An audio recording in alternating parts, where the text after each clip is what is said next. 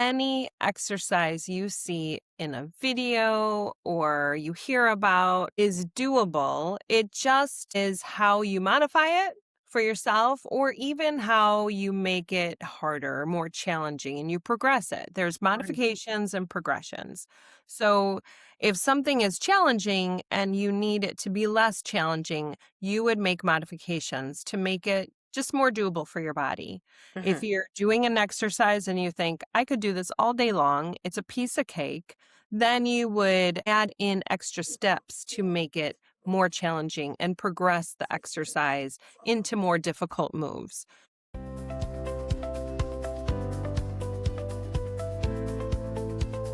Welcome to Redesigning Health and Home. I'm Meg.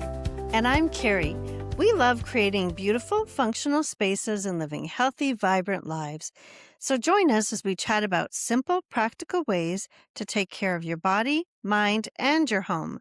Whether it's fitness tips, home decor ideas, or navigating those big life moments, we're here to share what's working for us and what isn't with some encouragement along the way.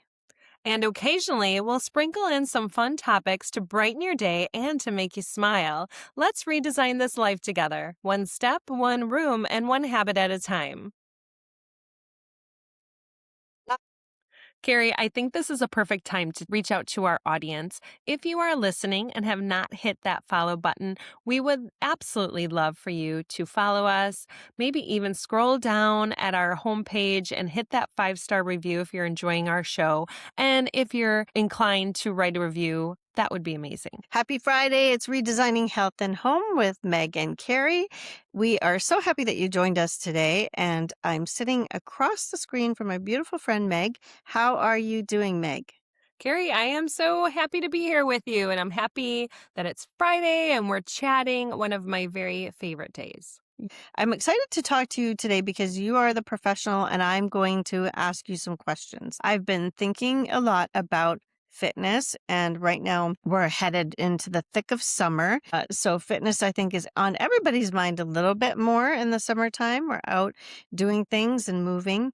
And I was noticing all these amazing videos that you've been putting out showing you doing a quick minute of movement or showing how you do a plank. And it made me want to ask you specifically about the plank because I think that is a popular exercise, but also one that can seem a little bit scary. So, for someone like me who currently is doing zero planking, how might I even start to do an exercise like that? Why would I want to do it? Tell me all the things about planking because I love your videos that you share.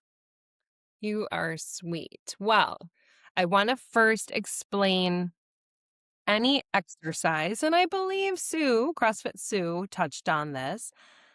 Any exercise you see in a video or you hear about is doable. It just is how you modify it for yourself or even how you make it harder, more challenging, and you progress it. There's Right. modifications and progressions. So if something is challenging and you need it to be less challenging, you would make modifications to make it just more doable for your body. If Hmm. you're doing an exercise and you think, I could do this all day long, it's a piece of cake, then you would add in extra steps to make it more challenging and progress the exercise into more difficult moves. So, for the plank specifically, Hmm. I would say now you said you're not a planker. No. I mean, I have attempted planks before, so I get the concept of it all, but I have not tried to do the plank often enough to really improve it all. So I would definitely need to know the very basics of where to even start. Okay, so I'm going to ask you a few questions then. Okay. If you were to say, all right, today is my day, I'm going to do a plank. Hmm. Tell me how you would set yourself up, how you would set your space up. What would you do?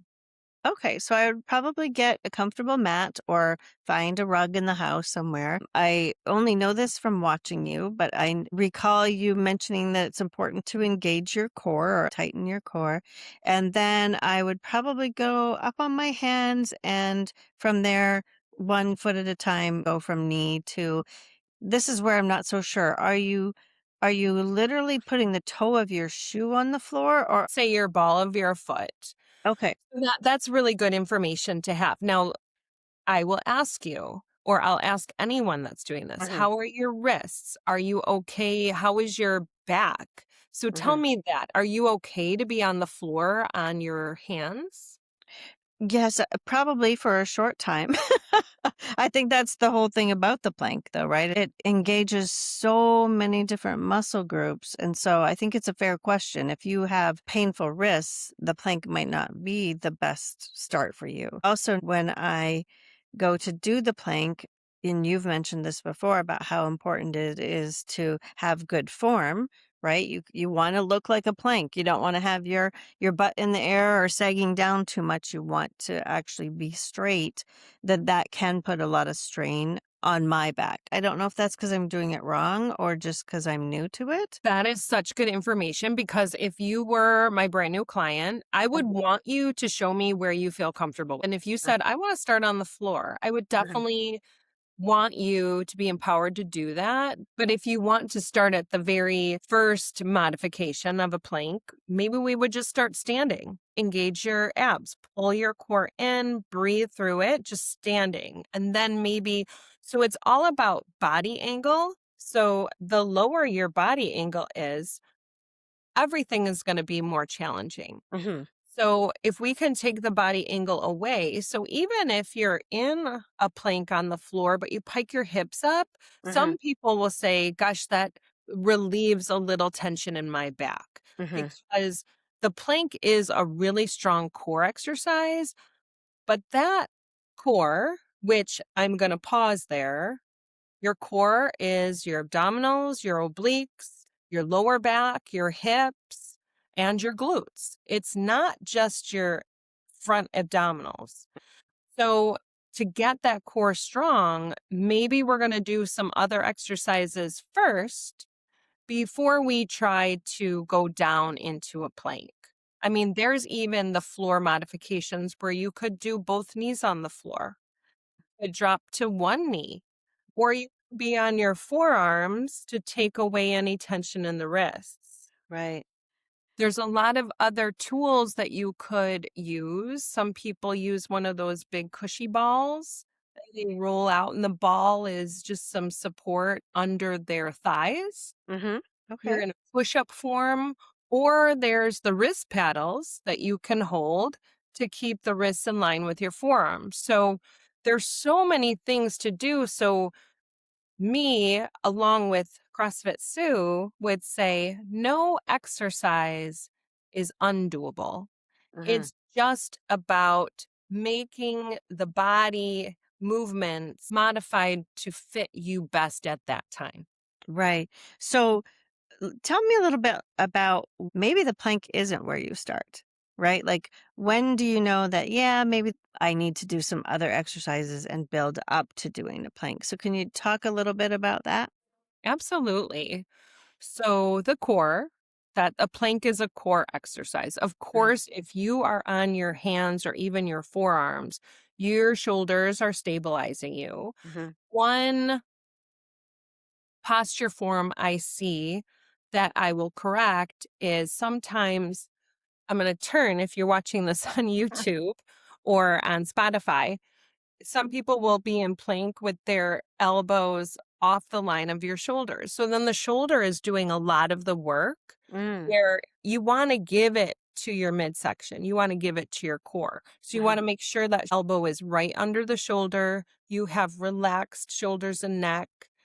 And my cues, if I'm having someone hold a plank for a minute, I'm continuing the cues as they hold that. When we're squeezing muscles, a lot of times people want to hold their breath. oh, yeah. So, hey, let's make sure we're taking in some nice deep breaths Yeah. here. Navel to spine, shoulders down, retract your shoulder blades. Now, not only am I going through the cues, but the time is also ticking. So the participant or client can focus on the cues rather than the time for the minute. Sure. So glutes are squeezing, hips are square and relaxed. Because I always, in my videos, will say, my form is a work in progress, and it continually is. I don't know if I'll ever perfect it, but I am trying. I am working on it. And Mhm. I'm going through those cues in my head to keep my body as safe as possible. It's Yeah. not about doing it the hardest way Mhm. right away. It's about doing it where you're done with what you're doing and you think, I can do that again tomorrow. We wanted to let you know that Meg and I are taking Redesigning Health and Home on the road. We're doing a live event coming up very soon where we're going to do a live podcast episode. Meg is going to do a wonderful movement session for fitness, and I'm going to do a table setting presentation. There's going to be wood fired pizza. It's going to be the best time, and we really want you to come, right, Meg? We would love for people to come, and it is coming up July 31st. It's a Friday evening from 6 to 9, I believe, and it's out at the beautiful Camp Aramoni out in Tunica, Illinois. We will put the link below so that you can check it out. We would love to see you. So pick up your tickets and bring a friend. So if you are going to try to do a plank and you're just not comfortable, you try the modifications and it still is just feeling a little too much. What kinds of exercises could we start doing to maybe lead up to a plank? What kind of things would you suggest? Sure.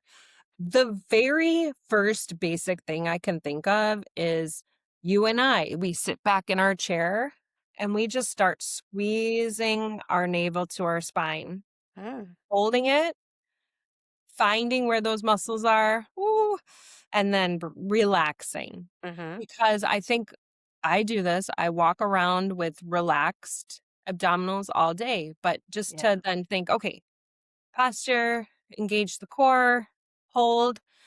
I want to breathe because I feel like I'm squeezing more than breathing. But there are so many floor exercises, standing exercises that you can do to engage your core that you don't have to pull at your neck.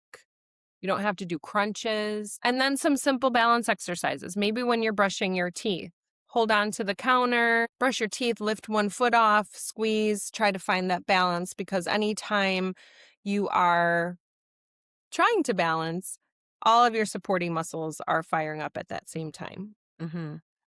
I love that. When you mentioned about sitting in the chair, getting good posture, and engaging your core. So I'm doing that as I'm looking at you, and you can't tell I'm doing it. It's something you could literally do in your car or sitting at your desk at work. So I actually really like that. I could really feel that. Well, and I have one tip. All right, everybody, I'm going to ask you all to do this the next time you're in your car. I might have already said this on one of our earlier episodes. You get in your car, okay? Hmm. And you sit as tall as possible Okay. and you adjust your mirror. Now you start driving and you get comfortable, right? Right. You don't readjust your mirror, you readjust your body Oh, to right. meet that tall body that you started with. Okay. So when you feel yourself starting to kind of slump down a little bit and you're wondering why you can't see the cars behind you, it's because Meg's reminding you to fix your posture. Makes your posture in your chair. Yeah, absolutely. Absolutely. And yes, the car is a great time to just do some breathing exercises or engage your core. Maybe try to find your quad muscles. Yeah. Yeah, a So, little bit of a little glute tightening while you're driving. You yeah. can do that, right? Nobody knows what you're doing. No one knows you're exercising the whole time. So fun. Yes. Are you going to go start planking now? I think that I would like you to teach me how to plank, Meg. Let's do it. Do Summer it. challenge, summer 2026 challenge. Okay, we're going to start. You do want to start at the wall or start on the floor? Well, maybe we'll get on together like this, but without recording for the whole world to see. And you can critique my form and tell me if I should be starting on the floor or standing up to begin. So, yeah, I'm guessing I probably need to do some exercises leading up to the plank, but we'd have to see. Well, the plank is a great exercise and anyone can do it at any time. It just depends on how you set your body up, making sure that you're comfortable, Mhm. dropping a knee down if you need, piking those hips up if you need, making sure your shoulders are relaxed, your form is good in your arms, and go for it. Okay, I have a couple more questions for you if that's okay. So, everybody's talking about protein and strength training. We're not going to talk about protein today, but I do want to talk about strength training. I liked when you discussed about balance because I think, especially as you get older, the more important it is. We don't want to have any falls, we don't want to have any injuries. It's important your entire life, but I think it's just something to be really mindful as we begin to age. Now, when it comes to strength training, I am hearing a lot of talk about lifting heavy, compared to being able to do light weights and doing a ton of reps. And I think you touched on this in one of our previous conversations, but can you explain a little bit to us about does it matter if we're lifting heavy or lifting light and doing lots of reps? Like, what should we be doing? Is it person specific? Can you enlighten us a little bit about that? Absolutely. Now, if you were to tell me right now, how heavy should I lift? And I would say, and one of our guests, I don't think the episode has aired yet, she agrees. The answer would be lift what you can lift at this time. Lift whatever is as heavy as you can lift. Can you go in your refrigerator and lift that gallon of milk? Right. If that's too heavy, well, then we need to find what you can lift. And Hmm. that is for anybody. If you have a 3-pound pair of weights right now and we're doing heavy repetitions, you're going to get fatigued. Hmm. Sure, the pros and the influencers, and I could say, okay, everybody, you go lift 25 pounds and do 10 repetitions of this exercise, this exercise, this exercise. And you're all looking at those people with your eyes bugging out of your head and you're turning around and walking away.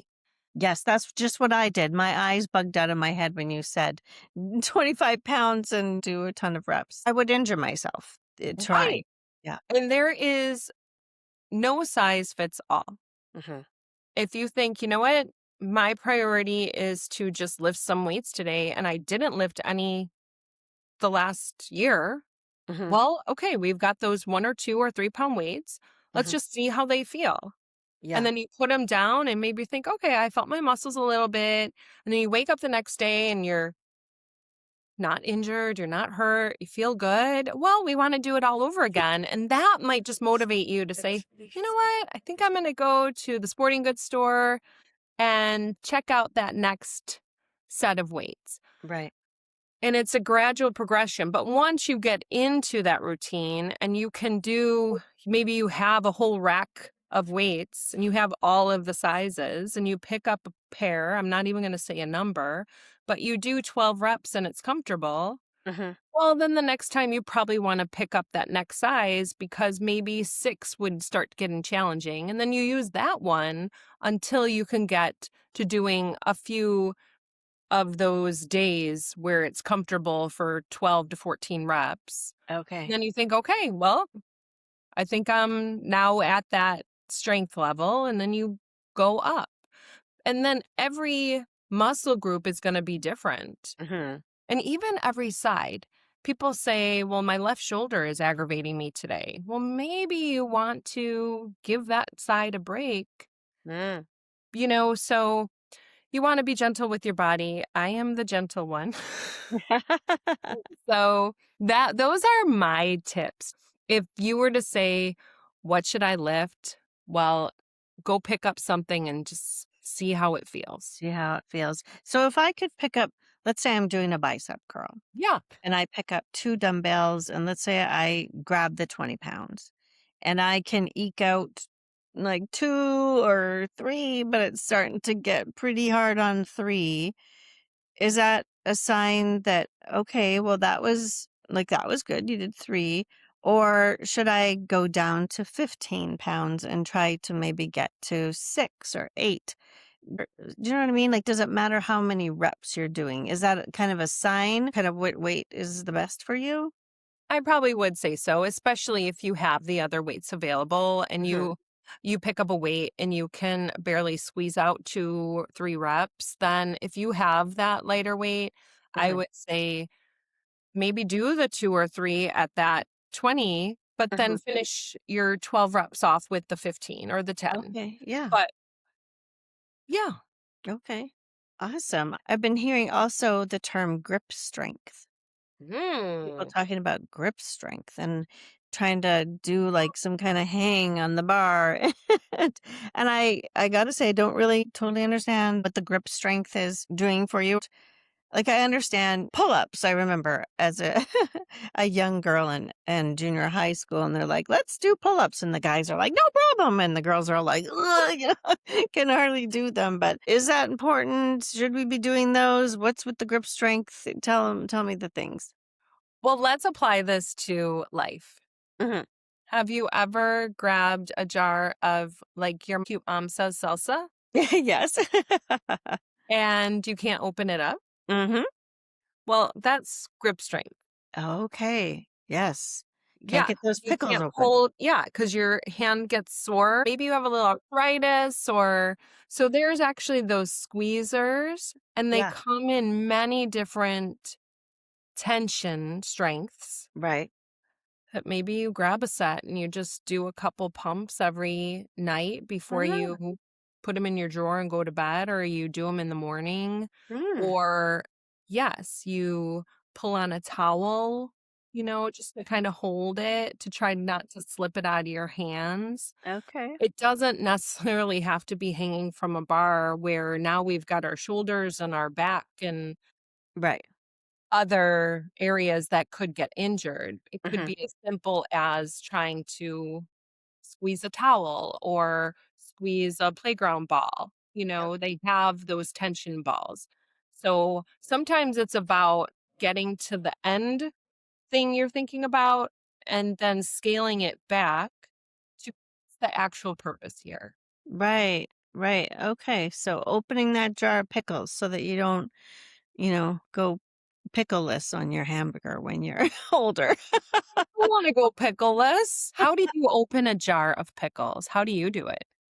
Well, I usually turn it over and give it a big spanking on the underside because hopefully you pop up that little part that's pushed Oh. down and then try to open it. But I got to tell you, I think my grip strength is not as good as it used to be. I used to be able to open all the things, but now it's a little bit harder. So I had a friend come over though that her trick was to take a butter knife and put it under the lid and just get a little air in there. And that loosened up the lid too. And I had never seen anybody do that before. Both of those are new to me. Oh, well, there you go. I would tap it on the counter, Oh. tap, tap, tap the lid, Hmm. or run it under some warm water. Yes, the warm water thing I've heard of, but you tap the lid, like obviously not the glass jar, but the Not the lid on glass, the. the lid. I wonder if that's the point too, is just to allow some air to go under the lid so that it's not sealed as tight. Seems right. And I know some people will use one of those silicone grips things, Yes. Mm-hmm. so it's not as slippery. Yes, and we also have one of those things that you can put around the lid, like it almost opens like Jaws, and you put it around the lid, Yeah. and you use that. But I don't know, you still have to twist it. So You have to twist it. So, yes, so it's basically you want to live your best life. yeah. You want to live your best life. What movie is that from, Meg? Movie moment. You want to live your best life. I don't know. I think we need to have like a new session that's called Movie Moments with Meg. Well, it's very where you quote your favorite movies. What are our favorite movies? What movie could you watch over and over and over again?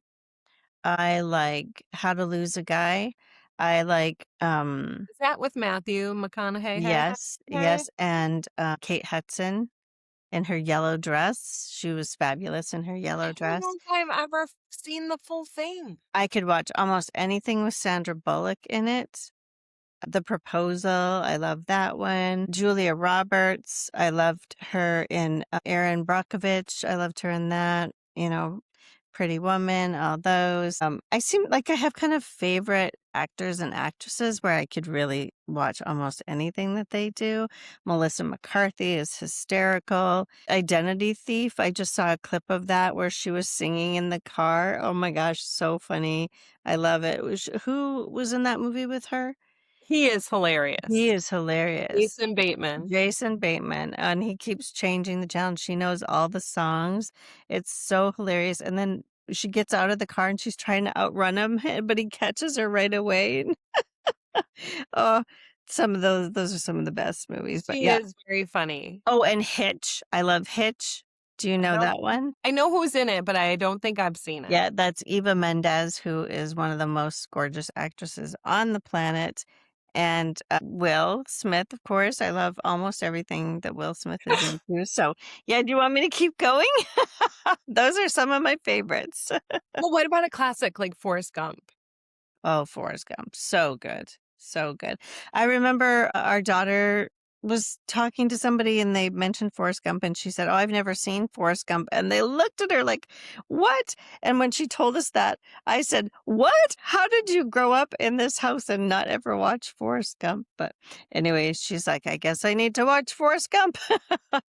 I would say yes, Yes. definitely. It was funny, there was one movie I recommended to my son, and of course, it's all our older movies, and after, I remember he called and said, "That ending!" He was just so I love that movie, it's one of my favorites with Ed Norton, Primal Fear. Oh, I don't know that one. He's very good. I'm a very big chicken when it comes to watching movies. I don't do horror movies or anything like that. Even action movies, like if it's too much blood, guts, and gore, I Yeah. don't watch it. I'm very much a rom-com kind of gal, chick flicks all the way. That's totally my speed. I agree. I love them all, and this has been so fun. So, what are we gonna do? We're gonna get a little movement in today? Get a little movement in today. We got to pick up something heavy because I keep hearing about the farmer's carry. I think it was CrossFit Sue who posted something about it.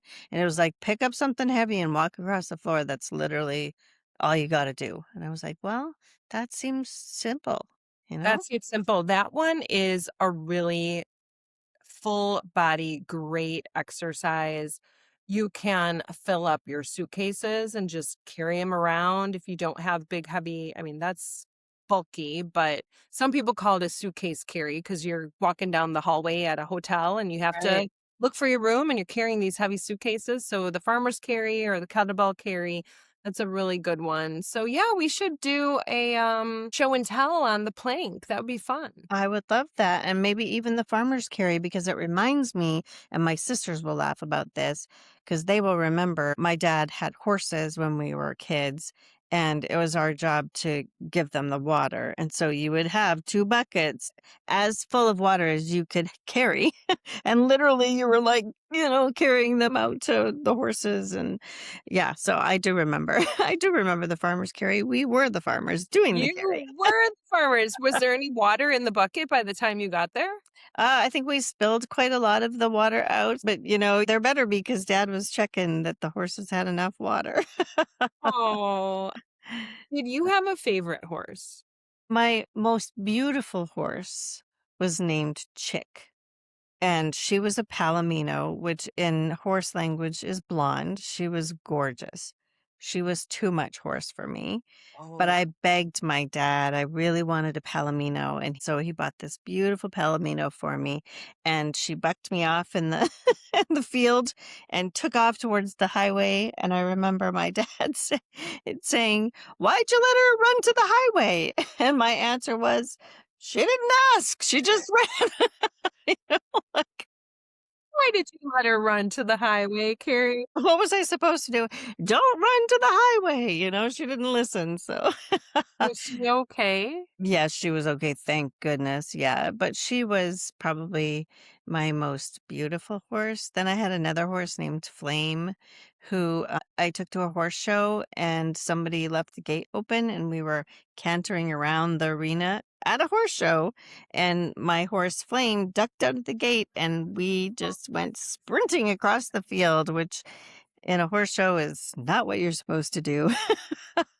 So so yeah, I talked about being a hack cook. I was also a hack horseback rider, just very much backyard kind of rider. Whereas my daughter Jordan, she was taking the real serious lessons and really learned how to ride a horse properly. But it was always a fun time.